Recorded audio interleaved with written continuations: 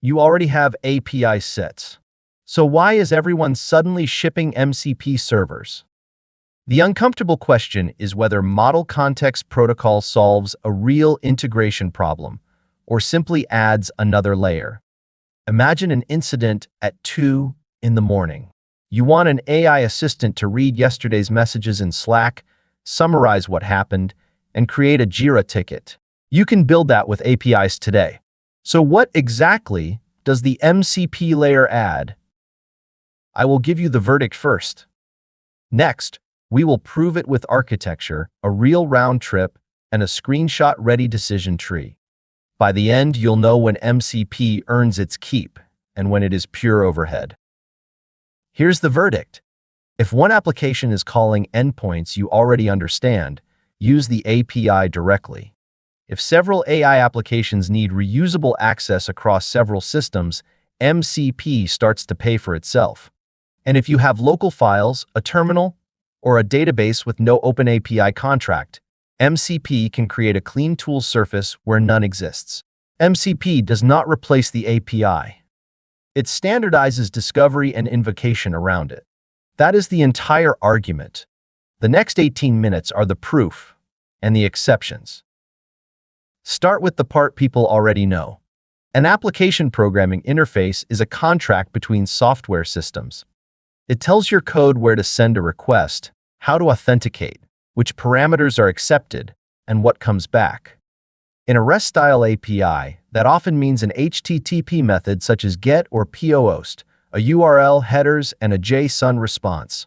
The important word is contract. Your program does not guess. A developer reads the documentation, writes the call, handles errors, and turns the response into something the application can use. REST and OpenAPI are related, but they are not the same thing. REST is an architectural style commonly expressed as resources and HTTP operations.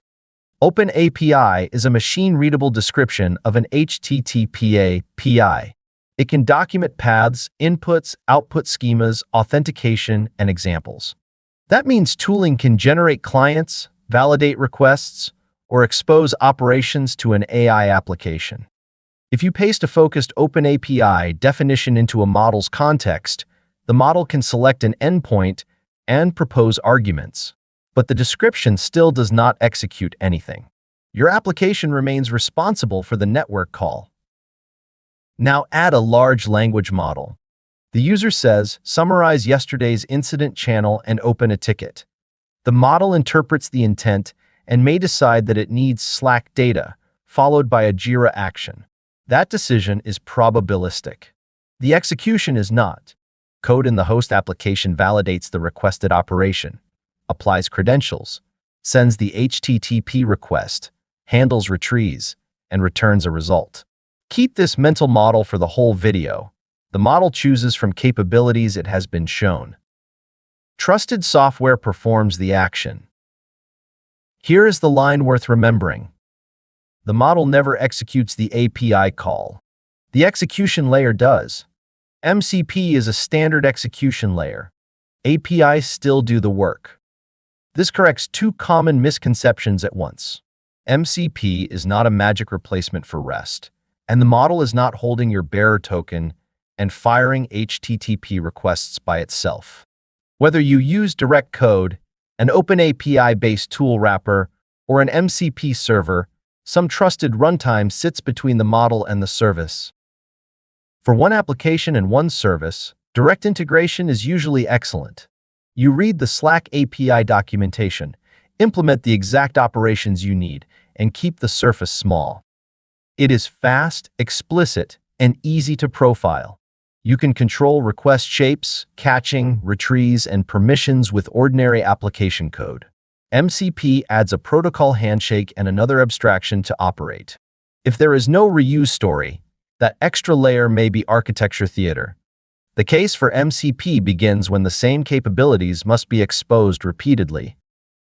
Now scale the thought experiment. 2 AI applications need 10 services.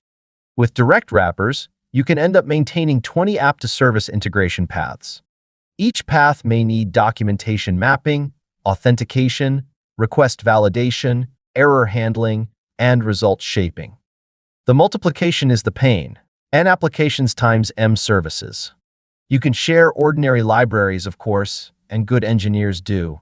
MCP's proposition is not that reuse was impossible before.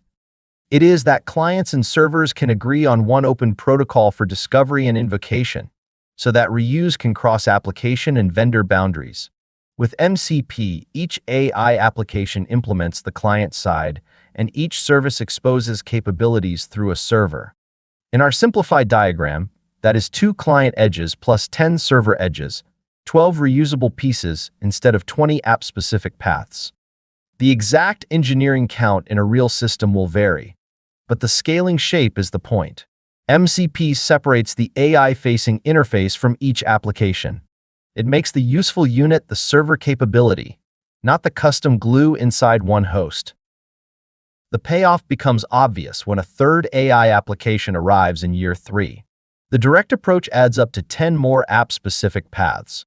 The MCP approach adds 1 new client implementation and reuses the 10 existing servers. That is MCP's real economic argument: portability of capabilities across hosts. If you know you will never have that second or third consumer, do not prepay for a platform. If reuse is already happening, standardization can reduce the next integration from a project to a connection. MCP's architecture has 3 roles. The host is the user-facing AI application. It manages the conversation, the model, permissions, and overall orchestration. Inside the host, an MCP client maintains a connection to one server. The server exposes tools or data around a system such as Slack, Jira, a file system, or a database. The server can be local or remote. Critically, it is also a security boundary. It receives a structured request, enforces what is allowed, calls the underlying API or local capability, and returns a structured result. The first key operation is discovery. The client sends tools/list. The server responds with the tools it offers: names, descriptions, and input schemas. For Slack, those capabilities may include searching messages, reading a channel, or sending a message. For Jira, they may include searching work items or creating one. The client can present relevant descriptions to the model. This is different from a developer manually hard-coding every function contract into every application. The server can advertise its current surface at runtime. Discovery creates a new cost. Tool descriptions consume model context. If a client loads every tool from every connected server into every turn, the model pays attention to a catalog instead of the user's problem. More tools can also make selection less reliable. The better 2026 pattern is search and load. Keep the broader catalog outside the prompt, retrieve the few capabilities relevant to the current task, and show only those schemas to the model. MCP enables discovery. It does not require reckless context dumping. Treat tool selection as retrieval, not as a giant system prompt. When the model selects a capability, the host should validate that request against policy and the tool's input schema. The MCP client then sends tools/call with the tool name and arguments. The server executes the operation, often by calling an existing API, and returns content or structured data. The host passes an appropriate result back to the model, which continues the task. Notice where control lies. The model proposes. The host authorizes. The client speaks MCP. The server performs trusted execution. The underlying system still decides whether the operation succeeds. This is no longer only an open-source hobby pattern. In 2026, major vendors operate official hosted MCP servers. Slack's hosted server can search and read workspace content, send messages, and manage other Slack resources, subject to app approval, OAuth scopes, and the same underlying rate limits. Atlassian's Rovo MCP server can search and summarize Jira and Confluence data and create or update work items through OAuth 2.1. A hosted server can reduce maintenance because the vendor absorbs changes behind the protocol boundary. It does not remove your responsibility to evaluate permissions, data exposure, and operational trust. Let's run the example. The user says, read yesterday's messages in hash incident, summarize the cause and resolution, then create a Jira ticket for the follow-up. This is one intent spanning 2 products. Before execution, the host should establish a date boundary, identify the correct channel, and decide whether ticket creation requires confirmation. For a training example, we will assume the user is authorized and the host asks for confirmation before the irreversible Jira write. The Slack read is data access. The Jira create is an external action. Those deserve different policy treatment.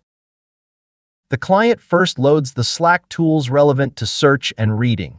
It calls the official Slack-hosted MCP server, which can search messages and files by date and content, and can read channel or thread history.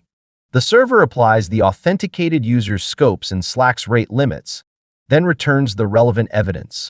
We should not ask the model to summarize an entire workspace. We bound the query to yesterday and hash incident, retrieve the matching messages, and include thread context only where it explains the decision or fix. Now the model does the job it is good at: transforming evidence.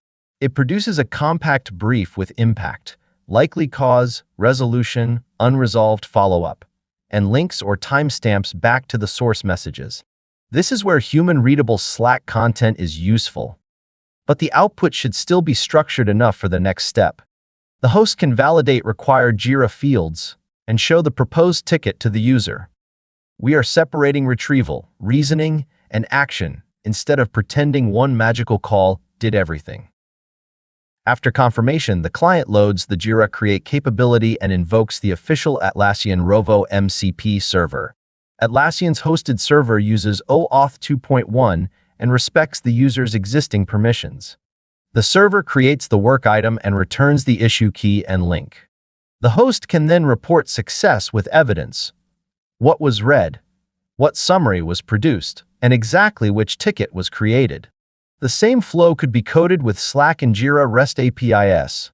MCP's advantage is that another compatible AI host can reuse the hosted servers and the same discovery pattern. Suppose you own one assistant and only need 3 stable Jira endpoints. A focused OpenAPI definition plus a small execution wrapper may be the better design. The contract tells the model what operations exist. Your code validates arguments, injects credentials, calls the endpoints, and handles failures. You have fewer moving parts and lower per-call overhead. MCP becomes compelling when the capability must be discoverable and reusable across hosts, when a vendor offers a well-supported hosted server, or when there is no useful API description to start from. Compare the responsibilities directly. With an API, developer documentation is written primarily for programmers. With MCP, tool descriptions are also designed for runtime discovery by clients and models. In both paths, credentials belong in trusted execution, not in model context. Direct application code usually owns retrieves and response mapping. With MCP, the server can centralize those concerns, although the host still needs policy and failure handling. If Slack changes an endpoint, every direct wrapper may need attention. A maintained server can absorb the change once. When a second AI app needs Slack, direct code adds another consumer path. MCP can reuse the server. Here is the decision tree. Start with the consumer count. One AI application plus a known, stable API usually means direct integration. If it is a throwaway experiment or the path is latency sensitive, that answer gets stronger. Now ask about reuse. If several AI hosts need the same Slack, Jira, or internal capabilities, evaluate MCP, especially when a vendor maintains an official server. Finally, ask whether a clean API surface exists. Local files, a terminal, or a database with no OpenAPI contract may benefit from a purpose-built MCP server. Choose the simplest path that meets today's reuse, security, and operational requirements. The do not use MCP path deserves equal weight. Stay direct when there is one consumer, a small set of stable calls, strict latency requirements, complex application-specific transactions, or no credible reuse roadmap. Also stay direct when an MCP server would merely wrap your own internal function without improving discovery, portability, or governance. A protocol is not free.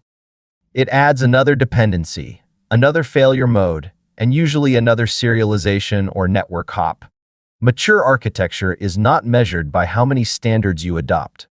It is measured by whether the boundary makes the system easier to reason about. There is one exception to the API first instinct. Some valuable capabilities do not have a clean HTTP contract at all. A local file system, a terminal command, or an internal database may expose only native operations, SQL, or shell behavior. A purpose-built MCP server can turn that messy local surface into a small set of named, schema-validated tools. That can be safer and easier for multiple AI hosts to reuse than pasting shell access into every application. Keep the surface narrow, apply path and query allow lists, run with the least privilege possible, and audit every write-capable operation. MCP is useful here because it creates a contract, not because the underlying capability became an API. 4 guardrails. First, tool descriptions cost tokens and attention, so search and load instead of dumping the catalog. Second, credentials never belong in the model prompt.